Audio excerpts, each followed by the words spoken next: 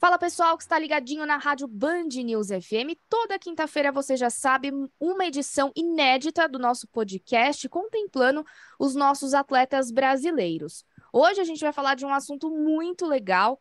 Na verdade, como a gente teve Jogos Olímpicos de Inverno no começo do ano, a gente trouxe aqui alguns rostos conhecidos e interessantes de diversas modalidades de inverno. E hoje a gente está dando praticamente um play aí visando os Jogos de 2026. E o nosso assunto de hoje é patinação, e com muita honra, muito prazer, a gente conseguiu um espaço na agenda da nossa internacional Larissa Paes. Tudo bem, Lari? Um prazer ter você aqui. Seja bem-vinda à Band News FM. Primeiro bate-papo de muitos. Tudo bem? Oi, tudo bom? Prazer estar aqui com vocês. Muito obrigada pelo convite. Vamos lá, falar de patinação é o que eu mais Bora! gosto. Ah, e sim, gostei da animação, hein?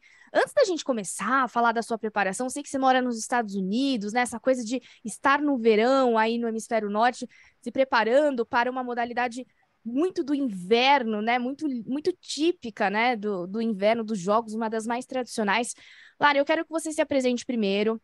Eu sei que você é brasileira. Conta pra gente como que tudo isso começou. Eu sei que você já praticava patinação, mas de uma outra forma, né? Uma outra modalidade, vamos dizer assim, dentro da patinação. Então conta um pouquinho da sua história pra gente te conhecer mais em detalhes. Como que você começou? Por que que a patinação é tão legal? Manda bala aí, que eu acho que não tem introdução melhor do que você passar o seu currículo aí de como que esse bichinho da patinação te mordeu e hoje é uma grande paixão sua, né?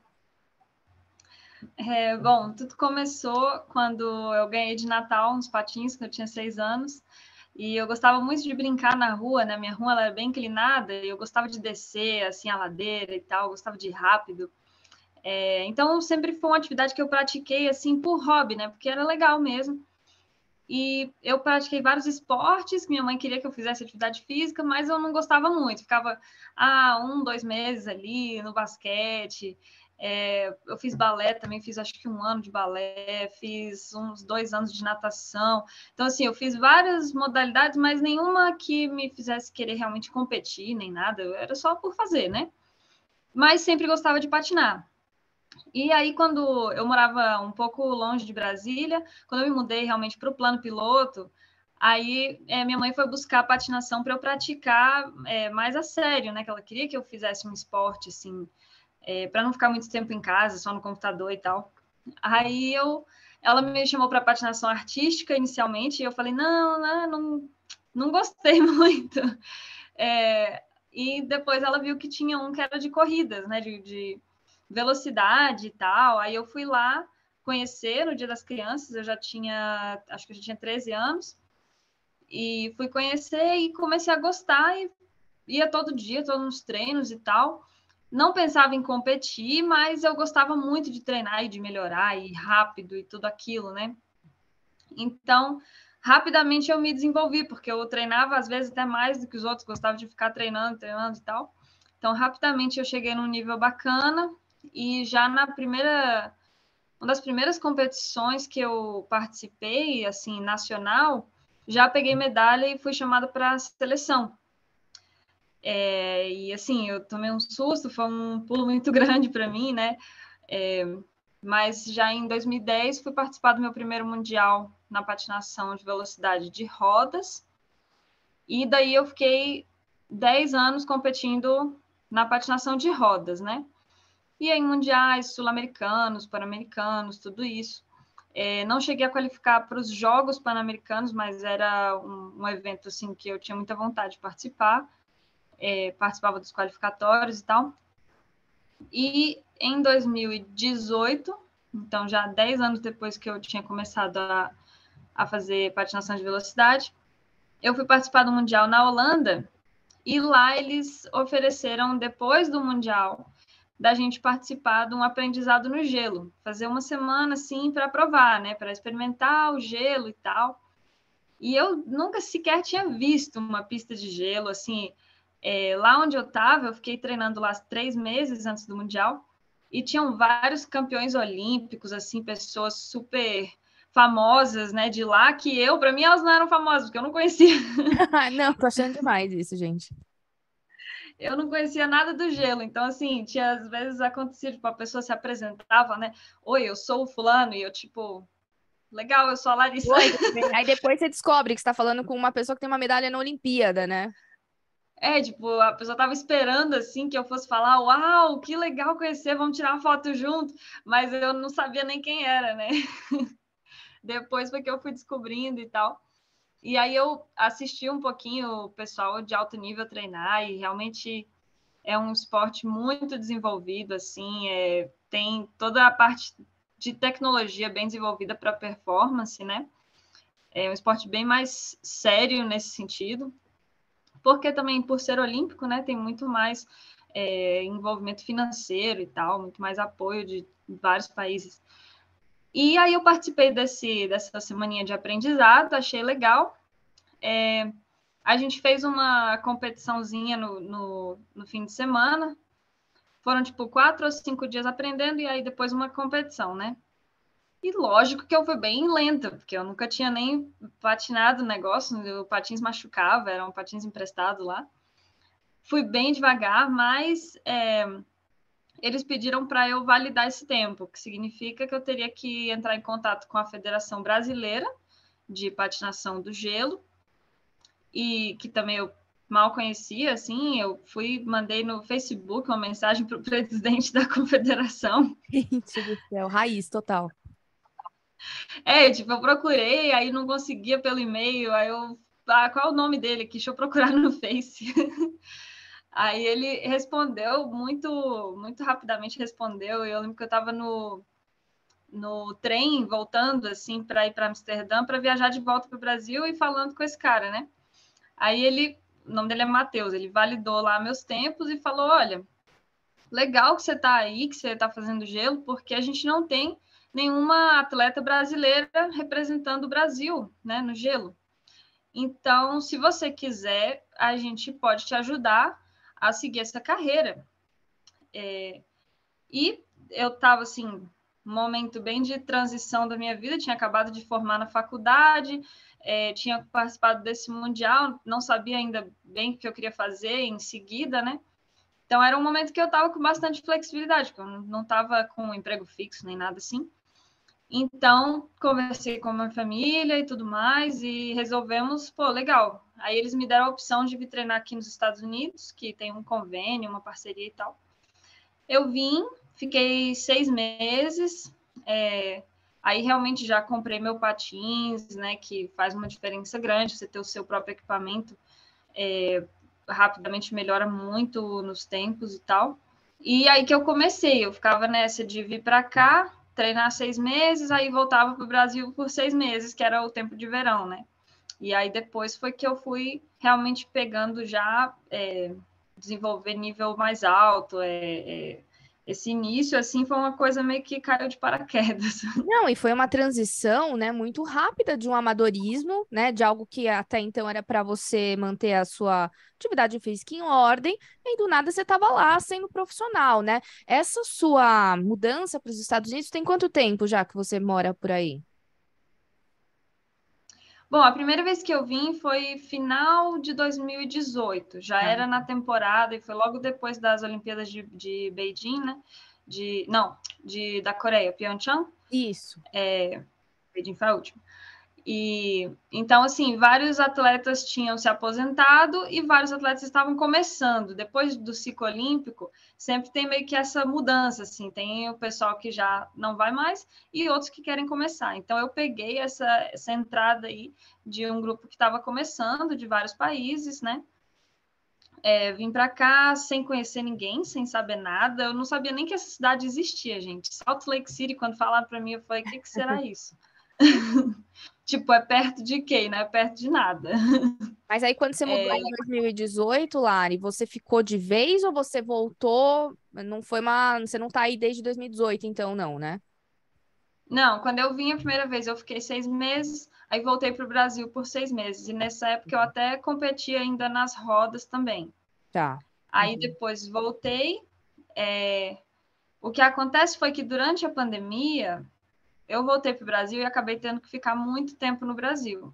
Foi bem difícil para eu voltar, toda uma história. Se eu for contar aqui, Tá. isso leva uma hora. É, por Então, causa da burocracia, né? voltei. Imagina naquela época não tinha vacina, era outra coisa, né, ainda. Não, os voos tudo sendo cancelado, foi uma correria. Imagina. Mas quando eu cheguei no Brasil, aí tinha as restrições de não poder entrar nos Estados Unidos. Então, eu fiquei muito tempo sem poder vir para cá e também não podia muito treinar, porque em Brasília estava com restrições de fazer atividade, não estava podendo muito, né? Até o parque da cidade estava fechado nessa época. Então, fiquei muito tempo praticamente parada, assim, tentando treinar como dava em casa. E quando eu consegui voltar, eu tive que fazer uma quarentena de 2 semanas no México. Nossa. Depois entrei aqui outra quarentena, então só nisso eu perdi mais de um mês, só em, digamos, viagem, quarentenas e tal. E quando eu cheguei, eu falei, agora já está na temporada, já estava tipo quase em novembro, que já são as competições, já não dá mais para eu querer alcançar o nível, vou trabalhar só a parte técnica, e foi isso que eu fiz. Na temporada de 2019 para 2020, 2020 para 2021, foi da pandemia, né? 2020 para 2021 foi mais trabalhando técnica. E da temporada passada, agora de 2021 para 2022, foi que eu consegui realmente colher os frutos desse trabalho. E eu fiquei aqui direto, porque eu falei, se eu voltar para o Brasil e depois rolar toda essa confusão de novo, acho que não vai valer a pena. Então, eu fiquei aqui. Era um tiro no escuro, né? Naquela época era tudo tão instável, né, Lari? Mas aí você tá falando assim de preparação. Aí no material que a Fernanda me mandou aqui da sua assessoria, que você tá dando, você vai dar início, né, à temporada de inverno, preparação em pista longa de gelo. Você vai ter como foco os treinos físicos nesse momento, até pela temperatura, né? Então, como é que você está se organizando para dar esse start aí para os Jogos de 2026, em Milão e Cortina? Como é que você tá, como é que você se organiza aí? Agora vocês estão no verão, então a parte física é uma prioridade, é isso? Isso. Desde a temporada passada, que foi quando eu fiquei aqui direto, eu já consegui pegar o que é a pré-temporada. Porque das outras vezes, como eu estava no Brasil, eu não participava desse treino de verão, né? Eu patinava nas rodas. Mas desde a temporada passada eu já fiz o treino de verão. Isso faz uma diferença muito grande. Na verdade, assim, a gente fala que é um trabalho de formiguinha. Você trabalha no verão para ter no inverno, né? Então, agora parte física, o que isso significa? Fazer treinos de bicicleta, a gente faz, às vezes, 5, 6 horas em cima da bicicleta, mais de 100 quilômetros, quase sempre que a gente saia por aí. Faz academia, treinamentos de corrida, Eu faço também um pouquinho de natação, não são todos que fazem, mas eu faço um pouco de natação para trabalhar aeróbico, porque geralmente o pessoal que não nada faz bicicleta, né? Mas como a gente já faz bastante bicicleta, eu faço a natação. E a gente faz o treino de patins também na pista curta, que é uma modalidade que tem também nas Olimpíadas de Inverno. Digamos assim que da pista curta não dá mais para eu chegar no nível de Olimpíada, porque você tem que começar muito pequenininho, você tem que começar a criança mesmo. Então, assim, a gente faz por treinamento, porque a pista longa não fica ligada o ano todo, porque ela seria muito caro, né? Como ela é enorme, o gelo ficar ligado durante o verão seria muito caro. Então, durante o verão eles desligam a pista longa e a gente treina na pista curta. Também isso é bom para manter um pouco da técnica e da sensação, assim, o feeling com o gelo. E aí, agora, essa semana já está sendo a primeira semana que voltou a pista longa. Então, a gente já está começando a transição do treino de verão para o treino de inverno. Ainda está focado mais na parte física, mas já está começando. Ah, legal. E Lara, eu também tenho a informação de que no ano passado, em setembro, você disputou o Desert Classic, primeira competição da temporada, completou os 1.500 metros da prova, registrando o tempo de, me ajuda aqui, 2:11:08, é isso, né? Uhum. Mas, apesar, eu acho que a grande curiosidade da sua história é que você teve o direito de participar de uma Copa do Mundo, né? Com esse resultado, é isso? E aí você ficou em 14º lugar e bateu o recorde nacional. Como que é para você ser a única mulher que está nessa seleção, né, feminina de patinação? Tem uma responsabilidade grande porque seus resultados podem abrir horizontes para outras meninas se interessarem, né, e deixar um legado. E como que você se sente com essas marcas, quebrando não vou dizer um tabu, mas quebrando, assim, paradigmas, porque a gente não tem tradição nenhuma nas modalidades de inverno, não digo nem na patinação, porque quando você fala que você é patinadora, as pessoas sabem o que é, mas eu imagino a Nicole Silveira falando que ela pratica o skeleton e tem que explicar para as pessoas o que é. Né? Então, como que você se vê como mulher e também quebrando esses paradigmas para que as pessoas tenham mais acesso a esses esportes? Assim, na verdade, digamos que você assume esse peso sem querer, né? Ele chega, não é você que escolhe, assim. Eu só queria patinar. Mas, no caso da Copa Mundial, essa qualificação aí foi a primeira do Brasil, não só feminino.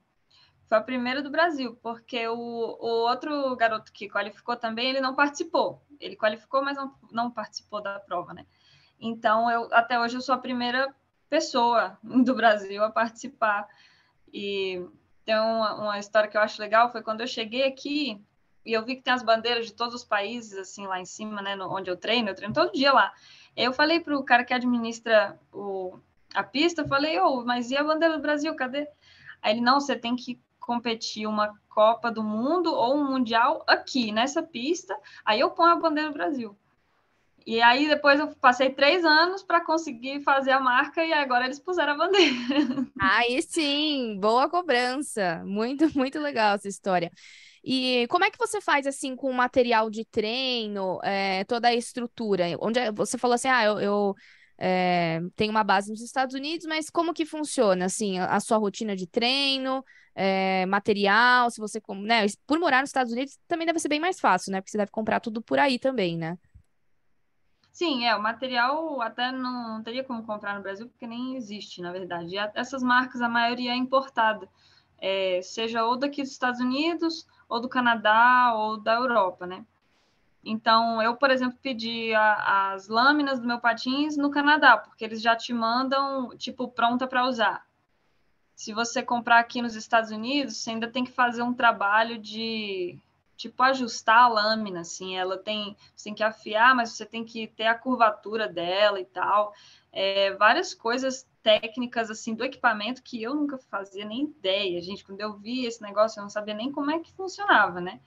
Eu tô acostumado que as rodas você põe a roda e vai. E aqui não, você tem que dar manutenção para que ela esteja sempre afiada a lâmina, né?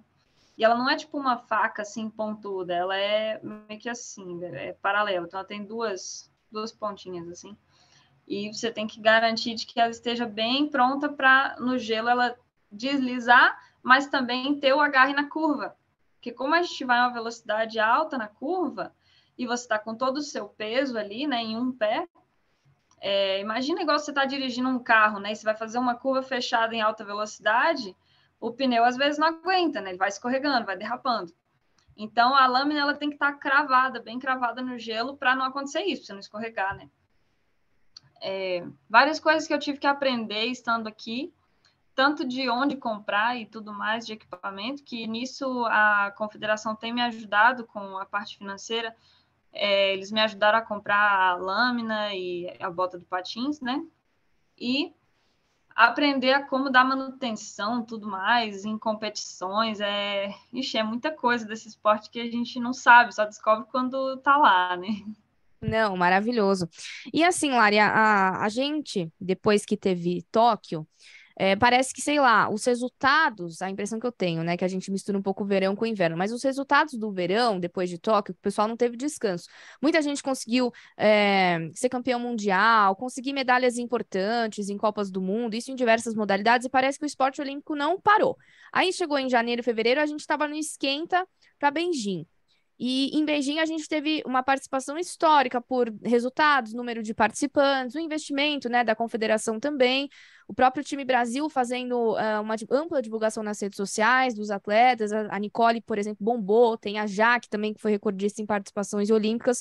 O quanto que os nossos resultados do inverno, que a gente sabe que ainda são um pouco tímido, porque a gente está começando a escrever essa história agora, né? A gente não tem tradição, a gente mora num país que não tem neve, mas o quanto isso te deixou animada para o próximo ciclo, né? Você tá começando o seu primeiro ciclo da sua carreira e o quanto, assim, olhar o pessoal, assim, poxa, tendo essa visibilidade, esse retorno tão positivo, te anima para pensar, poxa, lá em 2026, será que comigo vai ser assim também? Você ficou empolgada diante do que os brasileiros apresentaram?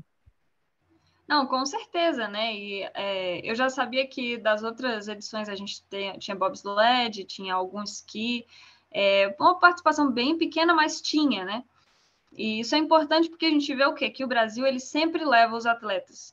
Isso é muito legal, porque tem país que não leva, tá? Tem país que, se você não tá entre os top 15 do mundo, eles não levam, mesmo você tendo qualificado para os Jogos Olímpicos. Então, assim, isso com certeza me motiva muito, saber que o nosso país ele dá esse apoio, mesmo para atletas que estão num esporte que não é tão conhecido, que você sabe que a chance de medalha é muito pequena ainda, mas isso me motiva muito, com certeza, tanto a parte da confederação como do Comitê Olímpico, esse apoio, e das pessoas que têm começado também a apoiar mais, né? As pessoas antes não ligavam tanto para a Olimpíada de Inverno. Eu mesma não ligava, vou falar eu mesma. Acho que o meu pai ele tinha uma vez mencionado: olha, patinação no gelo, você podia fazer, você ia ser muito boa. E eu, nossa, nada a ver, muito longe, onde que eu ia fazer isso? Tipo, não prestava muita atenção, mas agora a população em geral está dando mais apoio também e tem mais visibilidade, né? Isso me motiva muito. E dessa última Olimpíada, o que aconteceu no meu caso foi que o meu visto de permanência aqui nos Estados Unidos ele foi negado alguns meses antes, tipo uns 2, 3 meses antes dos Jogos Olímpicos. Então eu não podia sair dos Estados Unidos. Aí eu não pude participar de nenhum dos qualificatórios para os Jogos Olímpicos, só dessa Copa Mundial que foi aqui, né? Porque eu já estava aqui. Mas se eu saísse para outro país, depois eu não poderia voltar para os Estados Unidos, não poderia entrar, e aí ia ser mais ou menos tipo, eu saio, vou competir, mas eu não vou poder voltar para treinar mais. Então eu tive que fazer essa escolha, infelizmente, de ficar aqui e seguir treinando, mas sabendo que eu não ia, né, nem sequer ter a chance de qualificar para os Jogos. São 4 Copas Mundiais que você tem para qualificar, então assim, você soma esses pontos. Como eu só fiz uma das 4, não seria suficiente para somar pontos, né? Então, assim, eu tive um momento de desanimar bastante por conta disso, comecei a focar em outras coisas, trabalhar aqui, conseguir juntar dinheiro também para, né, vida em geral. Mas depois a imigração daqui me deu permissão de trabalho e de viagem. Então, para essa temporada agora, eu vou tentar usar essa permissão que eles deram para eu participar das Copas do Mundo e torcer para dar tudo certo. Que agora eu acredito que tendo isso já dá para eu participar de tudo e focar para a próxima Olimpíada. Não, vai dar tudo certo, a gente vai torcer. E você, Lari, você consegue viver hoje só do esporte ou hoje você tem de dividir a atenção com algum trabalho, algum estudo, assim? Como que funciona a sua rotina? Não, eu ainda tenho que 100% tenho ainda que trabalhar, não dá para eu ficar só do esporte, né? Eu tenho um apoio bacana da confederação e também de patrocínio, tenho aí da loja Rolling Sports, que é uma loja de patins de rodas aí de São Paulo. Eles me dão um apoio, mas ainda não seria suficiente, porque o custo de vida aqui ele não é muito baixo, né? E você tendo um emprego de tempo integral, aí dá, entendeu? Dá para você viver bem aqui. Mas tendo que dividir com treinando 6 horas por dia, não dá. Então, o que eu faço atualmente eu tenho o apoio da confederação, tenho esse patrocínio e eu trabalho também no próprio local de treino lá. Eu consegui um trabalho com eles que dá aquela ajudinha assim no que está faltando, né? E também eu já tinha juntado desse período que eu fiquei treinando menos por causa de não poder viajar e tal, eu dei uma desanimada de treino. Então eu treinei, mas eu estava focando mais em trabalhar. E aí consegui juntar também um pouco para essa temporada. Ótimo, ótimo. Espero que tenhamos muitos patrocinadores aqui nos ouvindo para dar aquela força, aproveitar que está começando o ciclo, né? E investir no esporte brasileiro. E para a gente encerrar, Lari, eu gostaria que você deixasse as suas redes sociais, né, para o pessoal que se interessou pela sua história, e quem quiser também mandar uma mensagem, saber como funciona melhor. Então, deixa os seus contatos aí pelas redes para o pessoal prestigiar o seu trabalho. O principal para me achar vai ser Instagram, que é Lari_atleta. No Facebook também tem Atleta Larissa Paz, que é uma página. E eu tenho um canal no YouTube para quem gosta de patins de rodas, chama Rodas Velozes. Aí a gente põe, eu e um amigo, a gente coloca mais coisas de patinação de rodas mesmo. Lá vocês não vão ver muita patinação de gelo, mas eu sei que é bacana, porque o pessoal pratica aí no Brasil é patinação de rodas, né? Então. Opa, e sempre quando você pode, você também tá na patinação de roda. Você compete ainda, ou quando você vem pro Brasil, ou não? Você tá focada mais nos jogos de inverno, na patinação sem ser de rodas? Eu já tô sem competir nas rodas, acho que a última vez foi 2019. Então já faz 3 anos aí, mas quando eu voltar para o Brasil, se tiver alguma competição, eu participo. Eu devo voltar para visitar, passando essa temporada de competições e tal, eu devo voltar para visitar. E eu sei que o pessoal da patinação de rodas agora está com a agenda bem cheia, assim, eles estão sempre tendo competições também, o que é muito bom, que antes não tinha tantas, agora está tendo muita. E tem atleta que consegue fazer os dois, tá? Que consegue realmente competir nas rodas e competir no gelo. Mas é uma vida bem pesada, porque você nunca tem férias, né? É uma Mas vida bem puxada. não, focar em dois, mas enfim, Lari, foi muito legal conversar com você. Quero que você apareça mais vezes aqui para a gente explicar melhor o que significa esses resultados de Copa do Mundo, se você está conseguindo viajar direitinho com essa pandemia, que se Deus quiser foi embora de vez. Então a gente segue te monitorando aqui, que você faça um ciclo olímpico muito bonito e acima de resultados, de medalhas, de top 10, top qualquer coisa, a gente quer que você consiga ser feliz e exercitar aquilo que é a sua grande paixão, que a gente vê nos seus olhos você falando, sabe, explicando, a gente vê que é o que te faz feliz, que é o que você gosta. Então, a gente espera que você ajude ainda mais a divulgar o esporte brasileiro, né? As modalidades de inverno, você com esses nomes que eu mencionei, né? Vamos torcer para já que tem mais uma Olimpíada, a Nicole, que arrasou, os meninos do bobsled, como você lembrou. Então a gente torce muito por vocês, a gente segue aqui acompanhando, agradeço a sua agenda, eu sei que tem fuso horário, você mora lá nos Estados Unidos, a gente está falando aqui de São Paulo. Então, um beijo para você e quando você quiser a gente volta aqui a se falar, porque só de curiosidade aí de pandemia tem que abrir uma nova versão aqui do episódio do podcast com você, parte 2, né? Depois com certeza, passando os campeonatos, a gente vai ter muito mais Vamos, para contar também. vamos, bora lá. Um beijo para você e até a próxima. Obrigada, Ju, beijo.